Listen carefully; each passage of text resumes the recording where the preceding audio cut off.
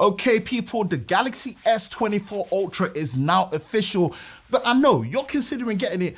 Where has it actually progressed to compared to the S22 Ultra and the S23 Ultra? Look, I've had short hands-on time with it. I'm going to compare all three and pretty much give my 2 cents on if the S24 Ultra is worth it and makes sense as an upgrade against the S23 Ultra and S22 Ultra. Let's go.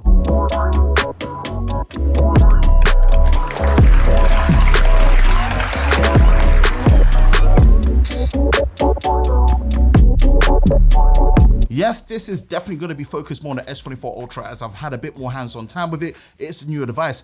Let's compare from the outside, starting and working our way in the design and the build quality. This is the first time Samsung are using titanium. Yep, you heard right. They've pretty much watched what Apple were doing and we're like, yep, we're going to come in and start using titanium ourselves as well. It's just for the frame. Now, we don't know what grade titanium is, but look, let me tell you, with the hands-on time I've had with it, man, between the violet, the yellow, the titanium gray color, as well as the black, yeah, the titanium gray color is definitely the one that stands out to me.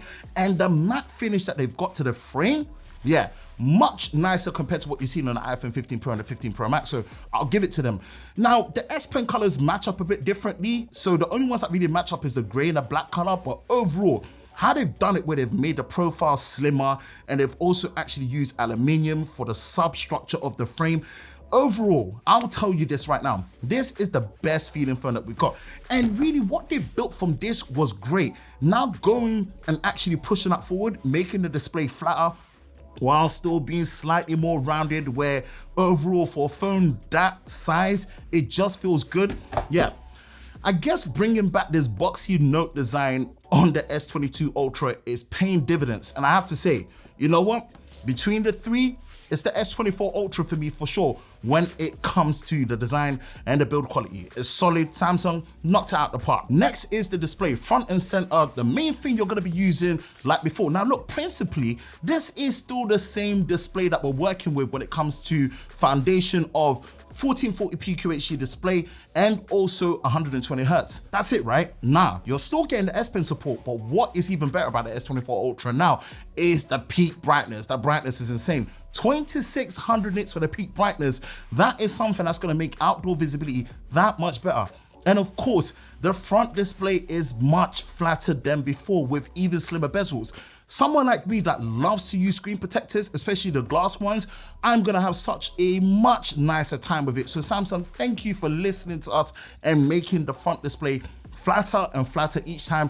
After this point, yo, if you don't make it any flatter, we're good. This is the way to go. So the display experience is gonna have less glare, it's much brighter, it's got a new Corning Gorilla Glass armor for the front, which they're saying is 75% better than the competition glass, and also 4 times better when it comes to things like scratch and impact resistance. Hey, we don't know, glass is still glass. I'ma still put a screen protector on it. Either way, these improvements when it comes to the front display experience is still great. Now the back glass is still using Corning Gorilla Glass Victus 2 from what I believe. So if we're seeing the improvements of what we had when it comes to Victus 2 glass on the S23 Ultra and Victus on the S22, yeah, this is a great improvement. The display, yeah, I'm all for it. The best from Samsung, yeah. Specs and performance, yes, you're gonna be as happy as I am.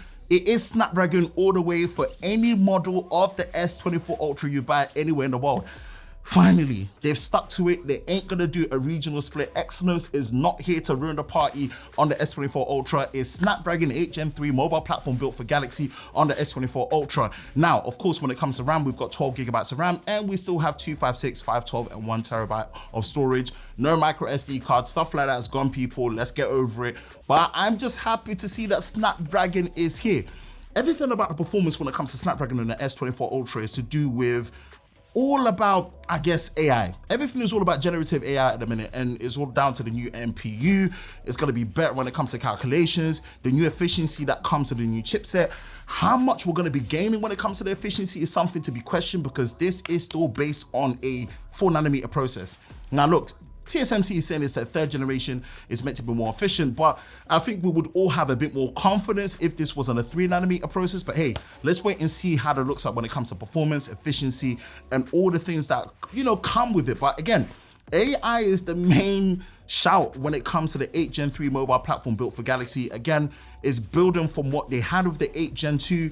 This is gonna be a good look. I'm just glad it's Snapdragon all the way. Because if you compare what they did with the S23 Ultra, it was genius. 8 Gen 2 mobile platform built for Galaxy, the efficiency, the performance, the gains, yeah.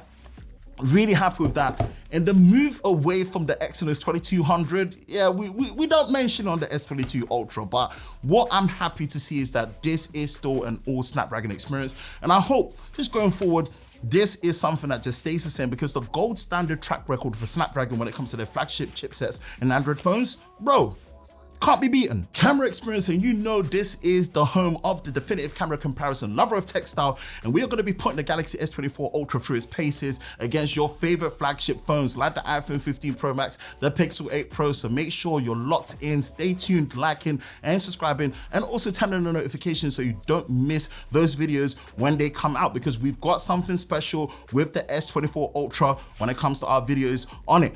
Away from that, man, what's new? Look, fundamentally, it's building on what started on the S23 Ultra, which is the main 200 megapixel sensor, the 12 megapixel ultra wide, the 3x 10 megapixel zoom, and also the 12 megapixel selfie.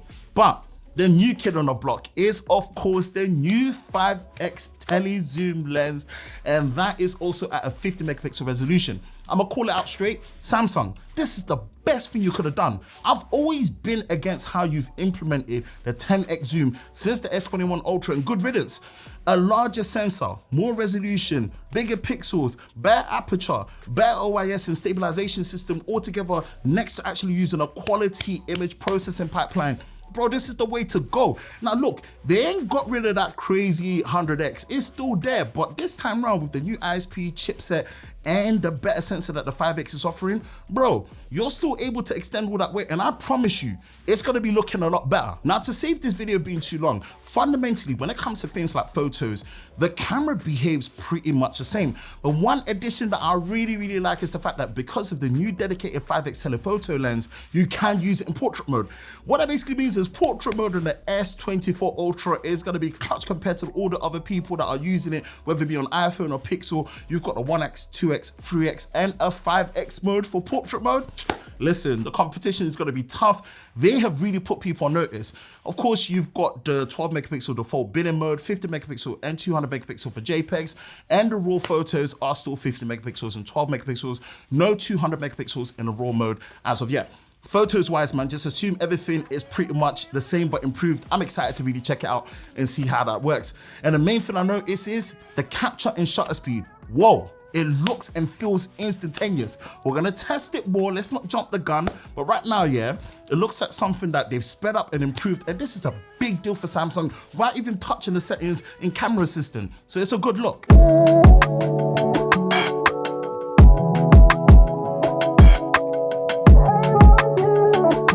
Video performance, yo, let me tell you this now. This is officially going to be my favorite video system used on a smartphone right now. The biggest thing that was addressed, and I feel like I'm pretty much the only person that kept calling this out, 4K 60 recording. Yes, Samsung, you listen. The S24 Ultra allows you to switch between all the lenses when you're recording in 4K 60, and that's including the selfie. All the other manufacturers allow you to do it on a rear cameras, but sometimes they don't allow you to pause recording and continue on the same clip. They don't allow you to take pictures. They don't allow you to flip to the selfie. Samsung was like, yo, hold my beer. I'm gonna show you how to do 4K 60 recording properly all the way with no restrictions, no limitations, just like you can in 4K 30. And bro, I'm all here for it. This is sick. Thank you, Samsung, for listening and making usability when shooting videos on point when it comes to 4K 60. That just ain't it. Thanks to that new 50 megapixel 5X sensor, you can actually record 8K video on that sensor, and not just on the main sensor as well. So 8K on the wide, 8K on the 5X zoom, crazy. And with that 5X zoom, there's no additional crop. You can actually even zoom further up to 10X. Bro, there's too much happening. And I know everything that comes to slow motion over the years hasn't really improved, but guess what? There is a 4K UHD 120 FPS option in the video pro mode. And you can do this on the main camera and the ultra wide on the S24 Ultra. Bruh, take my money. That kind of feature set and usability, this is game changing to me when it comes to the camera system for Samsung. And boy, everything that I actually wanted when it comes to the video recording capabilities and usabilities has been addressed. Now, what they seem to have done is also remove director's view and actually replace it with a dual recording. At this point, when selecting dual recording in the two lenses that you want to use, it's a bit confusing in my opinion. I don't think it communicates it that well, but that's something I think they can iron out. But you can actually do this in 4K 30 FPS at the same time on both cameras. Yo, yeah. The power of Snapdragon, new ISP, and auto optimization from their, Pro Visual Engine, that's what they're calling it. That's the marketing name. It's looking great. When it comes to nightography for their pictures and videos, yeah, they are claiming that even with the new 5x telezoom lens, it's a massive improvement because the sensor itself has actually got bigger pixels at 1.4 microns. And yeah, there's a whole new algorithm pipeline of noise reduction, exposure control. Yo, I'm gonna test it. And you know me, once I test it, nothing's been left on the table. We're really gonna see if Samsung are telling the truth when it comes to low light. Either way, if you really couldn't tell, boy, it's not just about feature sets and also just outright performance, but it's finally all of that meat and usability. This is a camera system I cannot wait to use on a regular basis, and definitely stay tuned. We're gonna have a camera comparison and performance testing on it for sure. Software on the Galaxy S24 series across the board when it comes to the S24, S24 Plus, and S24 Ultra is all based around Android 14 with the latest One UI 6.1. Now look, I'm gonna glance over this quickly because you know me, I love software and I don't mind software, but that's not the part that I focus on. I like to talk about camera, battery, charging, performance, and all of that. But the software is all based around, you guessed it, AI. There's so much happening when it comes to things like chat assist, note assist, transcribe assist, new Android Auto, new Super HDR. There is so much happening when it comes to things like interpreter, live translate. They showed us so much happening in this controlled environment. I was like, bruh, AI is really taking over when it comes to, making life easier, I guess. Now, if you look at something like Live Translate, for example, that's actually part of the call assist feature when making phone calls where you're actually able to translate from one language to another. At that time, they demonstrated it with us speaking in English and the person on the other end hearing it in Korean. They had it set up in Spanish. There's gonna be multiple languages supported, but it actually looked to be working okay. I mean, considering the noise of the place and also the environment it be controlled, it looked pretty decent. So hey, let's wait out and test it more. Interpreter though, that was an interesting one because the biggest thing they're quoting with that is that you don't actually need a data connection or Wi-Fi. That is something you could just use on device and you can actually translate between a two-way conversation. There was even a split screen mode where you can do it to change the positioning of where people are standing. And yeah, we had someone translating it from Spanish to English, English to Korean, and it was really actually very responsive. What they even said is that intentionally there's like about a 2-second delay just to make sure that the phone cadence-wise knows that you've actually finished speaking before it starts translating. But if you want it to be instantaneous, you could just press the microphone icon and boom, it translates it. So you know what, I'm for stuff like that. As someone that travels a lot in different places, yeah, I'm all for it. I'll definitely say go watch my video on Sam Mobile's YouTube channel where I pretty much went through the software experience extensively. But one of them that I will definitely mention is Circle to Search by Google. And of course, this is one feature I'm gonna be tapping into a lot. I can't tell you how many times I wanna extract more information about a product or service just from a picture. And you can do that, whether it's like a piece of clothing that you wanna see where that's from, whether it's trainers, hat, top, or whatever, or even just like a picture of a place and you wanna get more information about the surroundings or what that's about. Yeah, man, literally Circle by Search with Google is looking good. I'm gonna be using that a lot more regularly. I'm for that feature. Either way, One UI is still my preferred version of Android, especially when it comes to feature set. And this time around, man, this is looking at the most extensive one from Samsung yet. Complete and to the user's experience, yeah, we're gonna enjoy this one when it comes to One UI 6.1. Another thing just to let you know, 7 years of OS version updates when it comes to the new Galaxy S24 series, and that's including security. I wonder where they got that from. Google. Again, this is where competition helps. This is a direct shot against Apple and especially Google to match them with what they announced with the Pixel 8 series, and I'm here for it. I don't know how that's gonna look like when it comes to 2030 and 2031.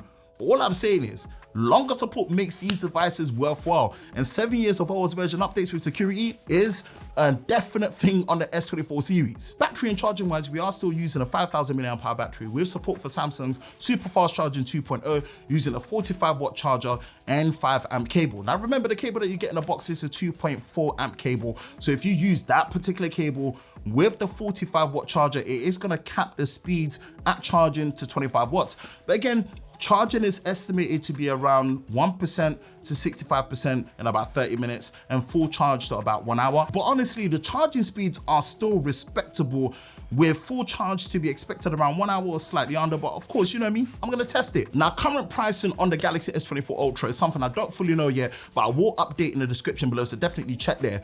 But I'm telling you straight, this is gonna be phone of the year round 2.